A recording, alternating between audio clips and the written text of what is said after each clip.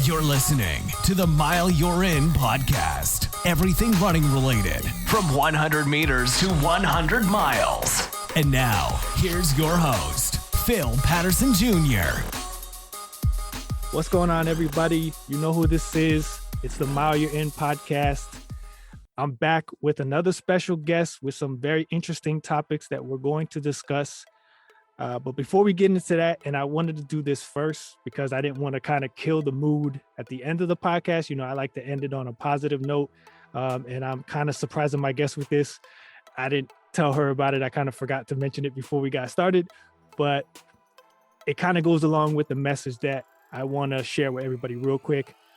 For those of you that follow me on social media, friends, family, everybody that knows me, you guys know that a couple days ago, I found out that my aunt had passed away from cancer. She had been fighting it for a long time. I want to say a couple years now, but just everything going on lately. She's been in and out of the hospital, and we thought she was gonna come home like normal, but this time, unfortunately, she finally lost the battle. And the topic that I've been sharing on social media with a lot of people is to not put off anything. And that's kind of why I've been trying to be more consistent with the podcast, because I just feel like I keep putting things off, and, you know, I'll do it another time, or I'll go and see this person another time. So I just wanted to share that message with you guys, that if there's something you want to do or you've been thinking about doing, go do it. Like, stop wasting time. I'm not trying to scare people. I'm not saying you're going to die tomorrow, but just like, you know, let's not procrastinate and miss out on opportunities. Because I was scrolling through social media today, and I just saw a post by a friend of mine that I look up to, Chanel Price, and she was just mentioning about her foot injury and how, you know, doctors were telling her, you're going to need surgery again. And it was the same surgery that put her out for a couple years, and she didn't want to miss possibly her last chance at making the Olympics. And although she didn't make it, she was very close. She hasn't been in pain, and she's been running very well, very fast. And it's just one of those things where if you have an opportunity to do something, just do it. Step out in faith and take the chance, because you don't know if you're going to have that opportunity again. So I want to now that I thought that was going to be a lot more sadder, if that's the right word, if that's even a word. But I guess because I'm handling this well, and it's been a couple of days now, so I'm in a better mood, and maybe it's not as depressing as I thought it was going to be. So let me introduce Stephanie Davis. And first off, welcome to the show. Thank you for having me. And first and foremost, I just want to send my sincere condolences to you for losing your aunt. And I'm just praying and hoping that you continue to push through and be able to, you know, just get through day by day. But yes, I am Stephanie Davis. I am originally from Gaithersburg, Maryland, the 124, Montgomery County. Something about me is I graduated from the University of South Carolina with a degree in sociology. I run track and field for the university. And over the course of those 4 years, I've been able to obtain 2019 NCAA Indoor National Champion, 6-time NCAA First Team All-American, 2022 Indoor SEC runner-up in the 400, as well as the 2019 Indoor SEC runner-up in the 4x4. So that's a little bit about me, and I hope you guys get to know a little bit more about me just outside of track. So that's the goal. Well, I'm glad that you agreed to come on the show, and it's something that everyone that has followed my website from when I started it back in 2015, everyone kind of realizes that the people that I'm mostly bringing on the website and now on the podcast are not the big name athletes. And it's not because I don't want to get them. I'd love them to come on the show. It would be even more humbling and of an honor. But it's just like, I feel like there's so many athletes, not just in track and field, but just in general, that are overlooked. And it's an episode I'm actually going to have with another athlete later down the line, talking about sponsorships, because it's just like the more I've looked into it and talked to other athletes that are sponsored or trying to get sponsored, it's just crazy how social media driven it is, and how much like it's certain looks and attitudes and things that play into it, that I feel like there is some discrimination and some bias that goes into it. And when I look at athletes like you that have these accolades, and it's like, how come I never heard of this person before? Like, I had to go find this person. It's one of those things that I hope that my website and podcast does, is brings more attention to athletes that are kind of being overlooked because they didn't go to a certain school, or they don't have a certain look, or they're not like extremely outspoken and drawing all this attention to them. They're just out there grinding, putting in the work, producing the results, and hoping for an opportunity to go professional and possibly be sponsored and continue doing what they love. So since I first talked to you, I watched like a lot of the videos I could find on YouTube. And I don't know, maybe I got used to it. I thought you were going to have like, it seemed like one video you had like a really strong country accent, and I was like, oh, this is going to be fun. But I don't know, I guess starting to sound a little more less country. Has anyone said that to you before? Oh my God. So my country accent comes and goes. So being born and raised in the suburbs of Gaithersburg, Maryland, people don't sound country. It's very diverse, but I have family who live in South Carolina. So when I come to my second home, South Carolina, I sound just like the people around me. So that's why the country accent just comes and goes. I guess when I'm around my family, it's there a little bit, but when it comes to, talking to people I'm not really used to, or, trying to be professional, that's when the accent goes away. So That's how that works. All right, gotcha. So what is your biggest pet peeve? I know most people have a lot. I have a bunch, but what is like your top pet peeve? So my biggest pet peeve is when a lot of my female friends, when we're about to go out and have a good time, the first question they ask me is, what are you wearing? I hate that question, because I feel like when they ask me, they're sort of trying to get an idea of the attire of the function that we're going to. And I'm like, wear what you want to wear. Just because I'm wearing formal don't mean you gotta wear formal. You can go in the function casual if you want to. If I got sweatpants on, don't mean you gotta wear sweatpants. Wear what you want to wear. Don't try to get an idea of what to wear just because I'm wearing something. And that's where I'm coming from. So that's my biggest pet peeve. Do not ask me what I'm wearing. Wear what you want to wear. So have you told them you were going to wear something and then surprise them and you had something different when you guys actually met up just because of that? Yes, because sometimes like when they ask me that question, I don't even know what I'm going to wear. Like I have an idea in my head. Okay, I try it on and sometimes it doesn't look right in the mirror. So I change up. But I just be honest, like I don't know. But I hate that question. I really do. So that is my biggest pet peeve. Do not ask me what I'm wearing. All right. So the next one would then be, what is your biggest fear? My biggest fear is regret. I don't want to miss opportunities because sometimes it takes a long time for those opportunities to present itself again, or probably that opportunity won't come back. And that's sort of why I love the sport of track and field, because there's always a meet to just improve on what you're lacking, your flaws. And I love having the opportunity to just work on my mistakes. And I try to, get better every time there's a track meet and there's an opportunity to run a faster time, to fix the issues and in between the race. So yeah, regret is my biggest fear when it pertains to track. Okay. And it's funny because that's a newer question that I've started asking when I interview athletes. And I've noticed that's like a very similar answer that a lot of, like, I'm expecting it to be like me, like I'm afraid of heights, or someone else might be like, I'm afraid of spiders or snakes.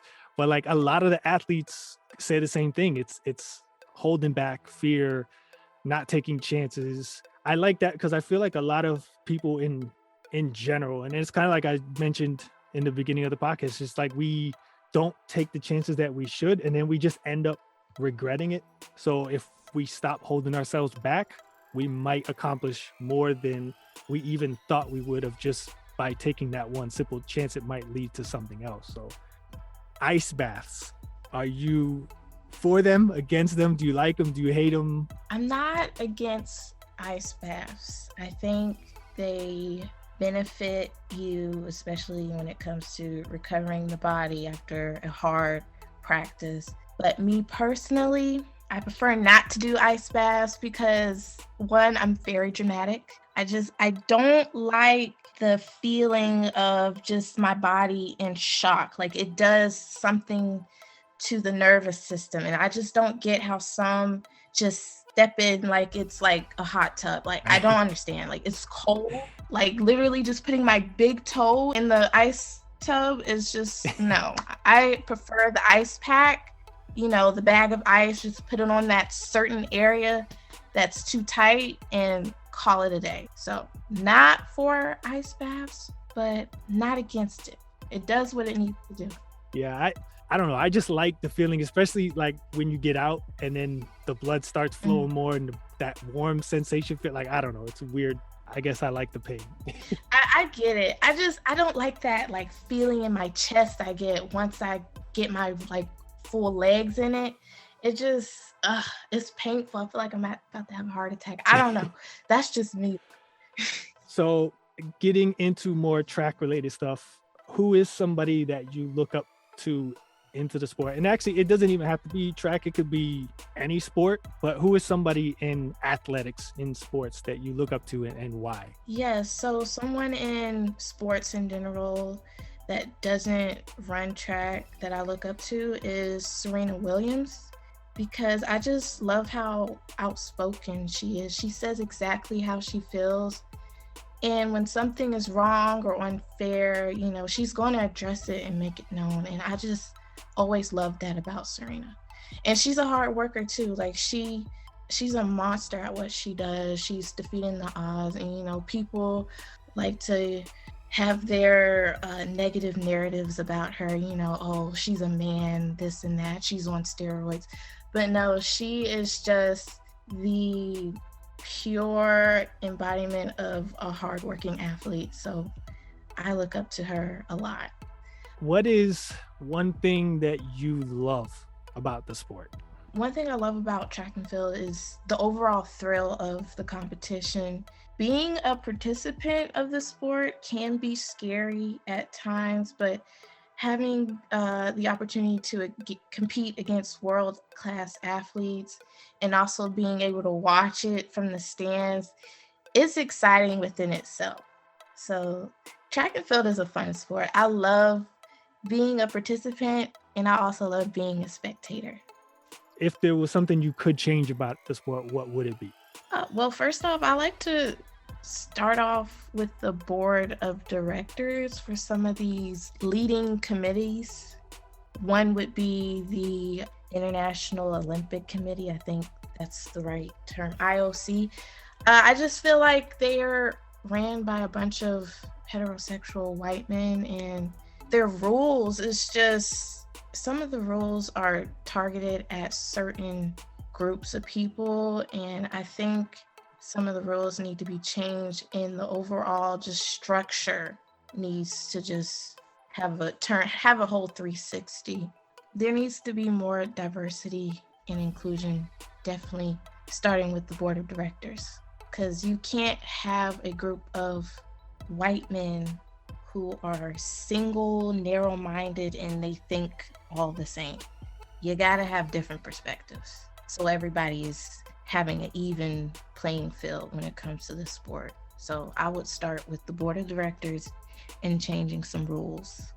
So when this interview is over, the first thing I'm going to do is I'm going to have to look up this board of directors now, because I'm curious, like, who are they? What do they look like? Like I'm gonna do some research because now I'm interested. But it's true because it's other sports, it's the same thing. And I think you're starting to see that, like, even something that I grew up watching as a kid, it was just a part of my family, but NASCAR. I've noticed there's more Black drivers, there's Black owners now. Michael Jordan just got into it and is sponsoring cars. So like it's starting to become more diverse, and you're seeing it with basketball where it's not just these old white guys that used to play back in the 60s, 70s when basketball was a whole different game. Now you're seeing minority coaches that played recently 10, 15, 20 years ago that are more in tune and touch with today's athletes and style of play. And I agree. Like, I think the Olympics committees, if that's really the way it's set up, then yeah, there needs to be more of a connection to the athletes, or you're not appealing to people within that sport, or in the Olympics case, there's dozens of sports. So yeah, if people are not getting treated the same or the same opportunities, then like I was actually just reading about 2 WNBA players that are pretty good. One was the MVP last season, and she for some reason didn't make the US team and now wants to play, I believe it's for Africa. And the rule is they may make the exception, but she's played so much for the US that she may not be eligible to play for Africa. And it's like, wow. Yeah, I was reading comments with her, like, since the rule says they can, like, there's nothing that says she can't, they can overrule that decision.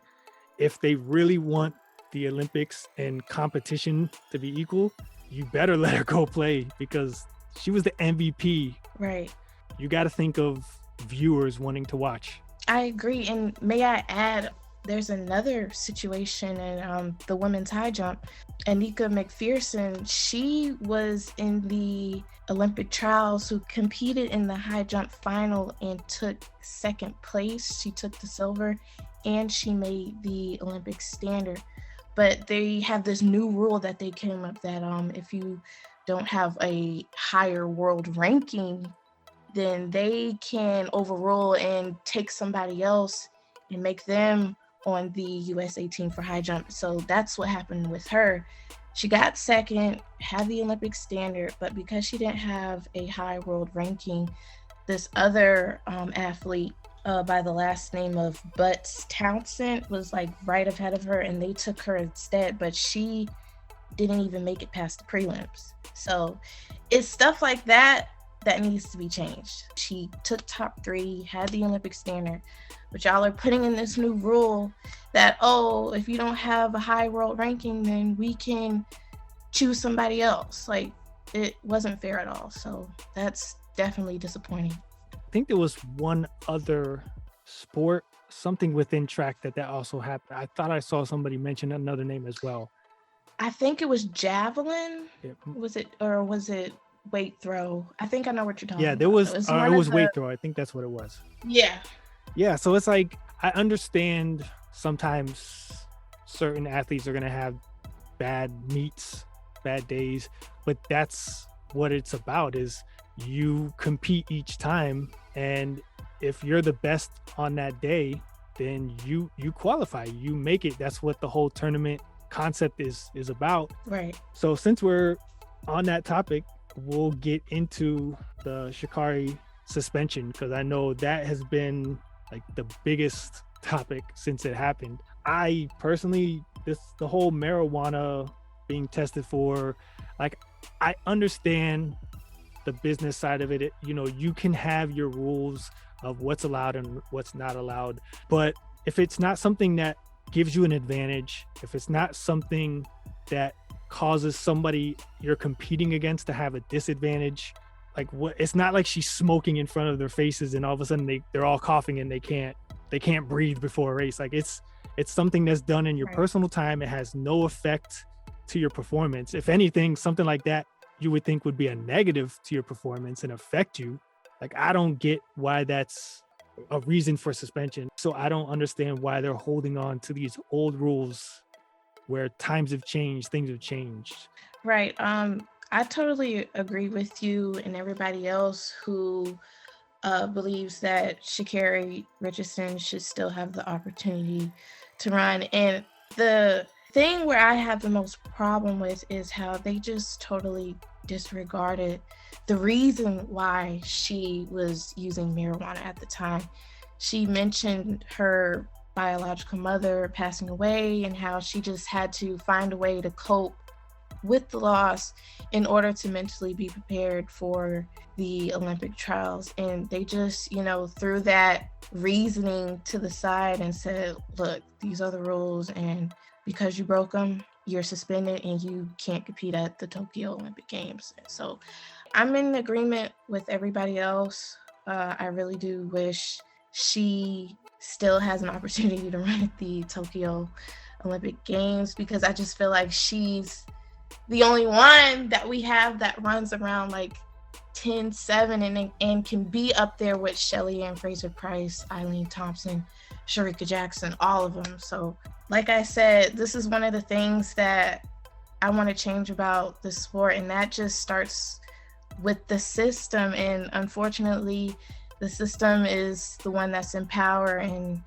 we can't control and make Sha'Carri run at the Tokyo Olympic Games because they have all the control. But yeah, this is unfortunate. Marijuana should be allowed. I mean, because Matt Barnes, he's like a NBA basketball player. He openly discussed about how marijuana has helped him in every basketball game that he's competed in. So if NBA players get to do it freely, why can't track athletes do it? It's so uneven, it's so unbalanced. So yeah, there definitely needs to be, somebody needs to check that. Yeah, and it's like, I think what made it worse, obviously she would have had to accept the opportunity or the invitation anyways, but I was looking at how her suspension would have ended where she could have been a part of the relay team, and they didn't even, I don't know all the details on why, but she wasn't even added to the list for the relay team. And I'm like, well, there was an opportunity. At least she could have been a part of the Olympic team, got some Olympic experience, most likely at least got a medal. Again, that could have been something she personally just said, you know what, I don't want to be a part of it at all. I don't want it to be a distraction, or maybe they just didn't even give her the opportunity. But I just found that weird. Like, here's a chance where they could at least somewhat redeem themselves and allow her to compete and represent America. Now we don't get to see her at all until, the next, I think it's a Diamond League meet, but it's not the same. Like, the viewership of that alone is going to drop by so many billions that it's just going to be something that someone's going to have to pay for to watch, or watch on YouTube, or see somebody post on social media. It's not like they're going to be able to turn on the Olympics and see one of our best athletes who wasn't cheating. She's just doing something to cope with a hard time. The only thing I understand about it is, yes, if you do make the exception, then anyone else that smokes and gets caught could kind of argue favoritism or something along those lines and say, well, I deserve to get, but then that's where the rule itself should, at that point, they should go, all right, we're about to open up a whole can of worms.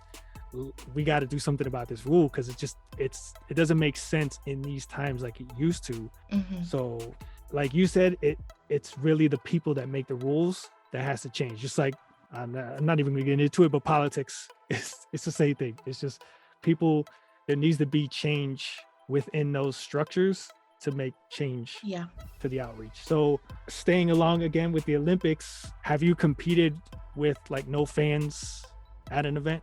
Wow. Yeah. Indoor season, we had our home meets and there was no fans allowed. So did it have a effect on me? No, not really, because honestly and personally, when I'm running, I don't hear anybody. Like, it's just me running, worrying about what I got to do and just crossing the finish line. I literally just block out all that loud noise. My teammates could be cheering me on and I won't even hear it. Sometimes the only person I really hear is my coach by the curve telling me to let's go, pick it up, start pumping your arms. That's about it. But no fans. There weren't fans allowed during the indoor season. Because what I'm thinking is, as far as like you said, competition wise, like within the heat of the moment, it's become normal right now. So the atmosphere is not the same, but the competition itself is still the same. So it makes me wonder, do you feel like no fans at the Olympics, it ruins the moment? It's not as special. Maybe they won't cherish it as much, or it just won't mean as much to them. Yeah, I agree with that. Being in a huge stadium and watching people from different countries compete is an experience within itself. So not being in the stands and being able to experience that in person is going to have an effect. So I do believe that, like, nobody, if anything, everyone's dream is to go to the Olympics, whether that be running in the race or being in the stands watching it. And we all know, for people who don't live in the country that the Olympics is being hosted in, that's going to be a hard thing to do. So yeah, that definitely will have an effect, because the experience is everything. I mean, it is true. The atmosphere is a whole lot in a thing within itself, especially when, you know, there's just a battle going on or a war going on the track. You're not going to have people, you know, yelling at you, yelling for their country to just push through. Yeah, it's definitely going to be different. And it's probably going to affect the whole entire Olympics within itself. Because, you know, I think they get a lot of their money on ticket sales, right? So, like, how are they going to be able to pay for all that stuff that they had to, you know, build in order to allow this Olympic to happen? So that's going to be interesting to find out. For real, ticket sales, concession sales, all those food and vendors that probably pay.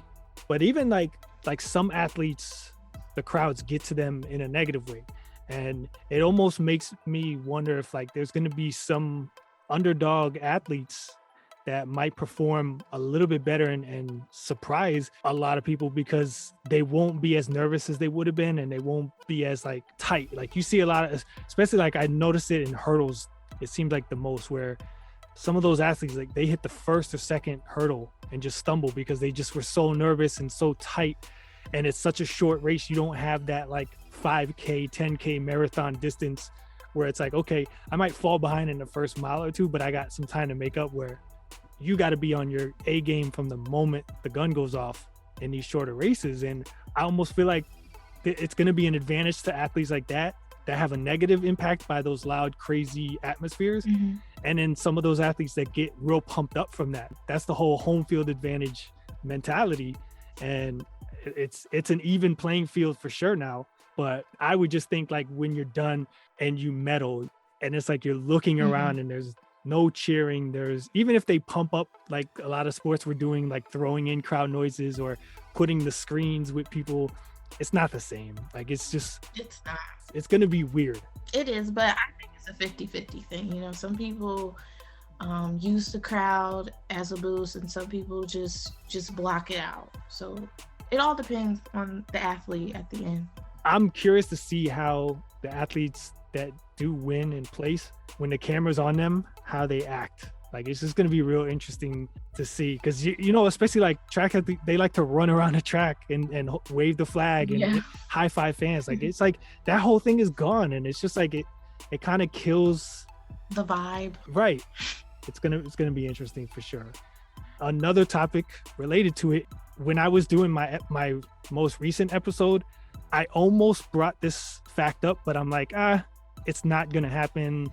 There's no point of talking about it. And then literally the night that I record, because it was during the trials, it happens. And I'm like, if I would have mentioned this on the episode, it could have it might have gotten more attention, because people might have started searching and stumbled across my podcast. But transgender athletes competing in the women divisions, the women's sports. And now you have this weightlifter from New Zealand that made the team.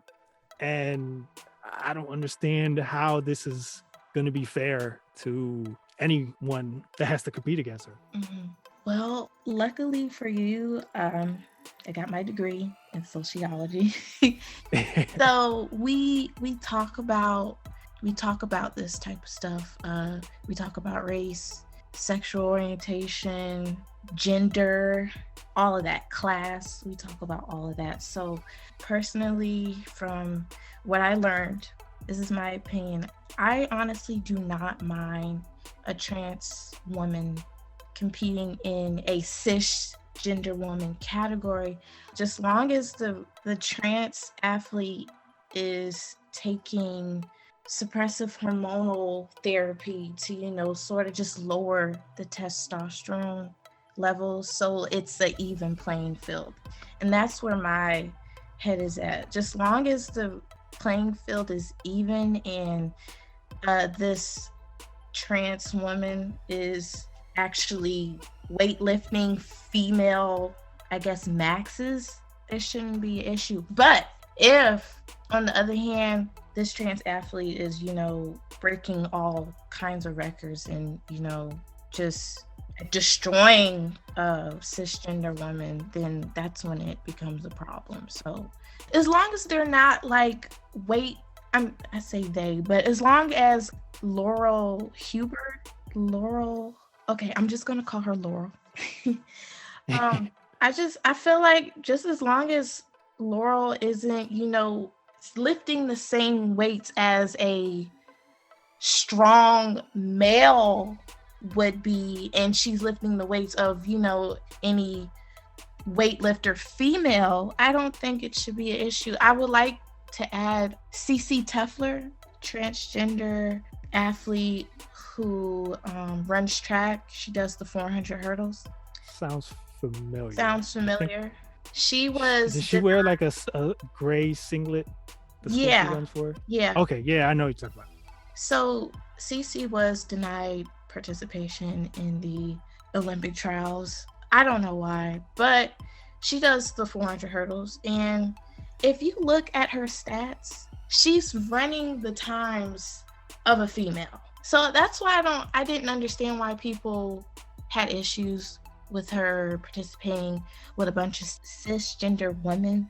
If you're not familiar with the term cisgender, all it means is that whatever you were assigned at birth, your sex, is a match between the gender you identify as. So cisgender woman is basically someone who was assigned female at birth and is living their lives as a woman, which is what I am. That's, for an example, I am a cisgender woman because I was assigned female at birth and I'm living my life as a woman. So that's what that term means. But Cece was assigned male at birth and she's living her life as a woman. So she's transgender and she's been taking, hormonal suppressives to lower her testosterone so she's able to compete with cisgender athletes. So I just don't understand, like, if she's running these female times, it shouldn't be a problem. It is a touchy subject to talk about. Like, I try to explain this to my friends, my family, everybody's just, they don't really understand it from my point of view, but it's a touchy subject. It's very controversial. Yeah, I think with Cece, what it was, I think it was just that based on the rules of her taking the testosterone supplement, that she wasn't taking it like there was like, I don't know if it was 12 months or like she had to have taken it for a certain amount of time for her to be eligible for the Olympics. I get that, fine. Maybe you feel like it's not in the system long enough, but if that's the case, then you're letting them still compete against those same athletes week to week. So it's one of those rule changes or discussions they need to have, like you said. And that's where I go back to the board and why we need to change these flaws in our system, because these men don't know how to make the appropriate rules for these types of situations. You need somebody who is in the LGBT community, for example, maybe a transgendered person, who can discuss these things and come up with the appropriate rules and regulations in order for them to compete. Because yes, they're making an effort on allowing them to participate against the genders they want to identify as, but you're also hindering them from making the rules complicated. She has to have taken the estrogen for a certain amount of time and so she can't compete. Like, come on, just let her compete. She just wants to run, you know, at the end of the day. Just these people just want to compete and do what they love, and they're kind of making it harder. Yeah. So it's another one of those things that, like the marijuana testing and all these different rules, it's like times are changing. Rules have to start adapting to this. If we're really going to make things equal for everyone, they have to start incorporating this and coming up with ways that are not only fair but consistent. I know you wanted to mention how Black female athletes are being misrepresented, and I noticed after the whole, and I think I said her name wrong at the beginning. I said Sha'Carri. It's Sha'Carri? Yes. Sha'Carri.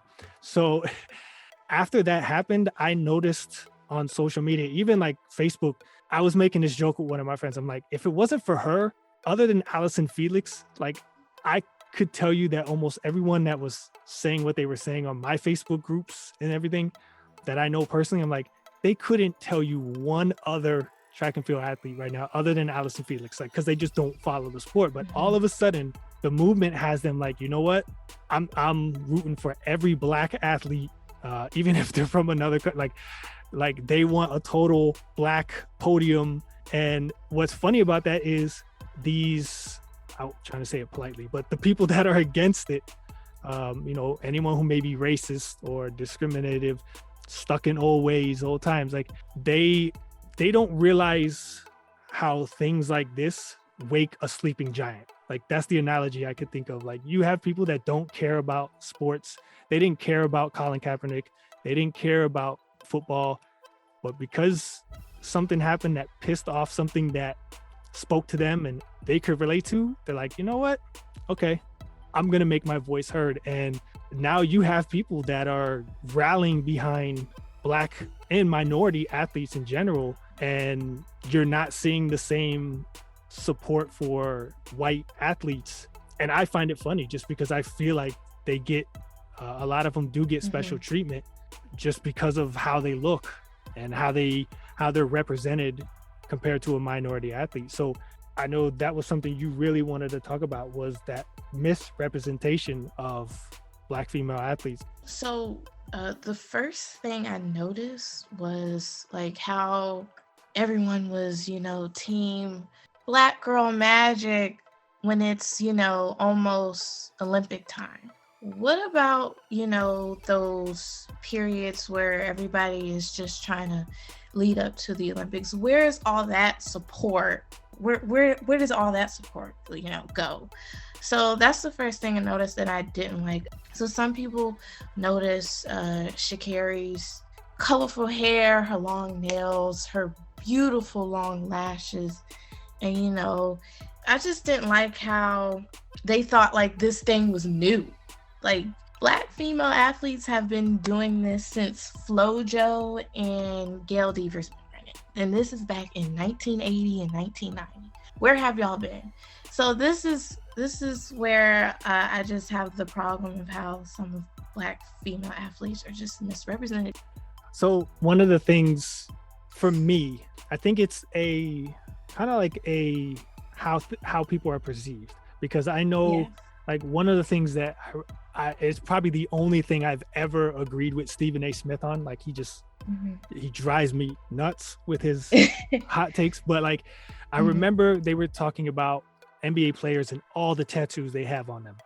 And he was saying, I get it. It's kind of, that's the thing in that sport, the culture, that's just how it's become. But the role model aspect and how you're perceived in the professional world, you wouldn't see that. And he was saying, he was not going to lie that if he's walking down the street and he saw a white guy with a bald head, a bunch of tattoos, maybe a beard or like a leather bike vest on, like he would start getting certain assumptions about how this person thinks or acts. And even my wife kind of made like, she's Black, I'm white. We make a lot of these like kind of racial jokes that people would make about us, to where I recently, I was like, I kind of want to shave my head. Like, I think I would look good with a bald head. And she was like, yeah, I think you would too. So I shaved my head. I already have the long beard. And I've had tattoos, but like I really wanted to get my arms sleeved. And she agreed. She's like, I think, just with your frame, the running, especially with the beard and bald head, like it would look cool. Like it's a look. And she's like, but you do realize some people are going to see you and think you're a Trump supporter, or you're just like one of those racists. You'll start to have that look. And Yeah. I didn't take offense to it, because I agree. Like I personally will look at some people with the same style that I'm kind of starting to have and go, you know what? I kind of would think the same thing. Like but it's because majority of the people like that I've personally interacted with, that's how they thought. And I have to get that out of my mind, that not everybody is like that. Mm-hmm. The first few times I saw Sha'Carri and her look, just because of all the other female athletes I normally see, especially that are put up on those pedestals as they start to get more and more. Like, I'm trying to remember her name now. The long jumper from Texas that's always wearing the cowboy hat and the cowboy boots. Tara Davis. Yes. Mm-hmm. Like, you see someone like her, and I guarantee you that they're the same people that are against Sha'Carri's look are looking at her going, see, why couldn't she be a little more classy like her? Mm-hmm. You probably know this one too, because it was like I think it was like 2 years ago, and it was like, I think LSU in Houston. It was a relay race, I believe. 4x1, the 4x1, where the guy was like he got in the other guy's face at the end of the race. Yeah. And like, what's funny about that is I even had made a comment, and I didn't realize, because I didn't pay too much attention to how Twitter does replies. I thought I was just replying to somebody who was commenting on it, but I realized it was also adding him in, and he replied to me, but it was so humbling that I was like, you know what? I apologize. Like, the perception I had of you based on that one clip was wrong. Like, I just automatically assumed you were this type of person, you were this type of athlete. I don't understand that rivalry, but now that you've explained it that way, there's been times I acted that way when I used to wrestle in high school, when I played city basketball leagues.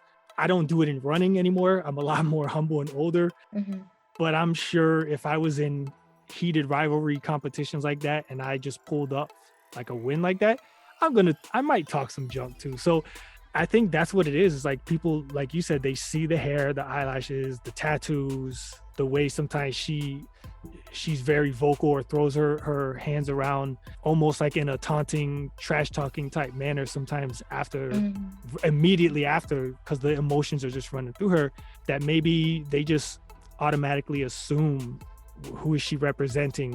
How is that a role model? Right. And I guess I want to talk about how, like, when people see Black female athletes that don't fit the status quo, that's when the negative starts coming up. Like, we can talk about Sha'Carri and how, like, her personality and how she's from Texas and the way she talks isn't the same way Allison Felix talks. Allison, she sounds, I guess, I don't like to say this word, but quote unquote proper. And I guess, that makes her white audience feel comfortable. But you have Sha'Carri Richardson over here, who's from Texas, probably came from humble beginnings and talks totally different.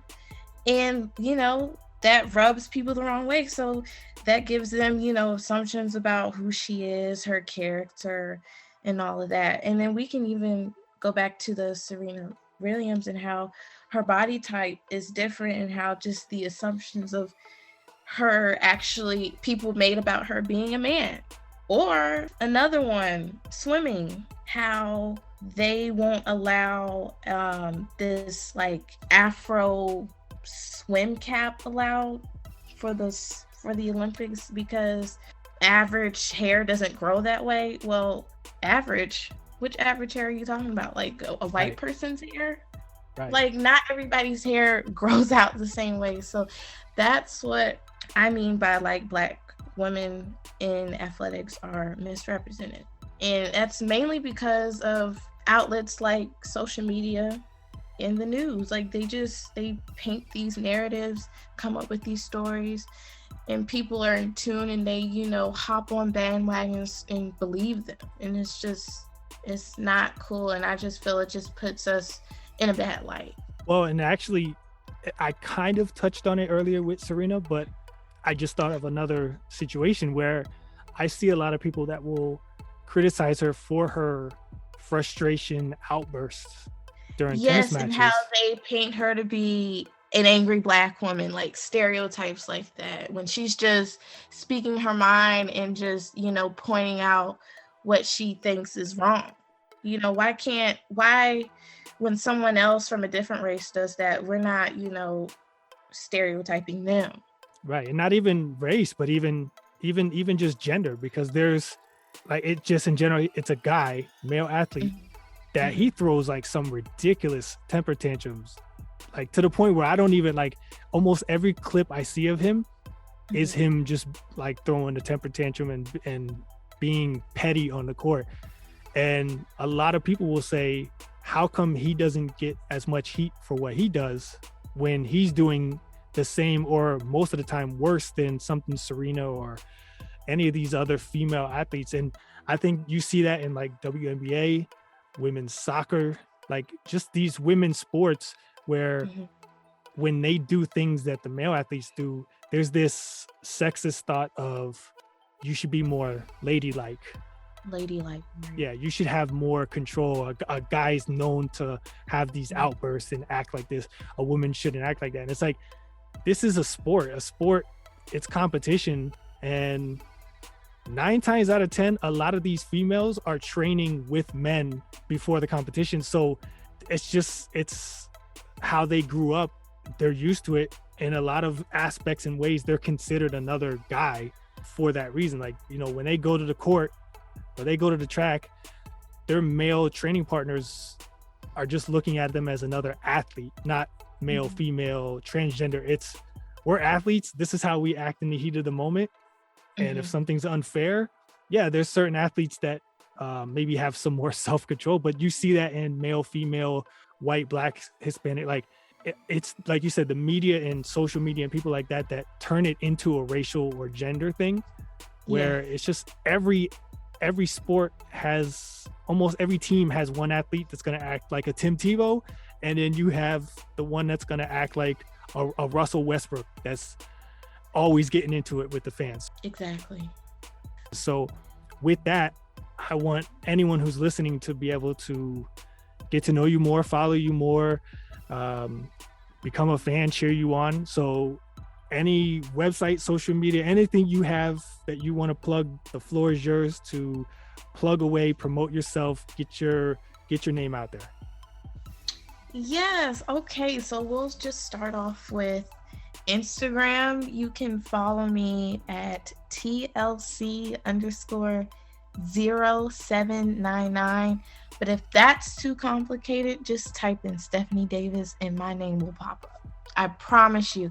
Same thing for Twitter. My Twitter name is SD Trackstar with 2 R's. But again, if you just type in Stephanie Davis, my picture and my name will pop up. So just to make it easy for you, so you don't have to remember all those letters and those special symbols, just type in Stephanie Davis and I should pop up. Well, to make it easier, I will also add the links in the show notes. So anybody who's listening can view those, and the link will be there. If you don't want to sit there and replay that and try to write that down, the links will be there. Is it just Twitter and Instagram? Is there anywhere else, or that's your area? I mean, if you want to find me on LinkedIn, hey, you might get a job from this. You never. Exactly. So again, you can find me on LinkedIn as well. Facebook, same thing, Stephanie Davis. Oh, and well, I'm kind of on and off with TikTok, but if you wanna. Now, are you funny though? I'm not really like the comedic type. I like to do like the dances and the challenges and stuff. So my TikTok is Stephanie Davis 0799. Well, I appreciate you for taking the time out, and I think we'll find some more topics to get you back on, because I feel like people are gonna like the chemistry you brought to the podcast. Oh, wow. Thank you so much. That means a lot. And thank you again for allowing me to get on this platform and just get my name and myself out there to the community so they can get to know a little bit more about who Stephanie Davis is. She's more than just a relay leg. So with that said, please take advantage of the time and opportunities that you have. Go have fun, enjoy life. Do something, as the song by Darius Rucker says, when was the last time you did something for the first time? Think about that, come up with something and go do it. Thanks for listening to the Mile You're In podcast. If you enjoyed it, make sure to like, share, and subscribe. Check out previous episodes and more at heelstriker954.com.